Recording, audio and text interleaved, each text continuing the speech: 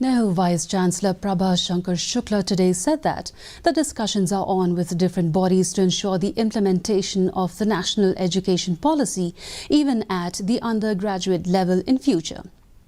Speaking to media persons here in Shillong, the Vice-Chancellor also denied the allegations that NEP will be detrimental for students, saying 90% of the universities across the country have already implemented the new education policy. 22-23 implemented the new education policy for the PG students. In between, we have also even discussed to implement the new education policy for the UG in the next or coming academic sessions. And we already taken all the kinds of the even approval from the different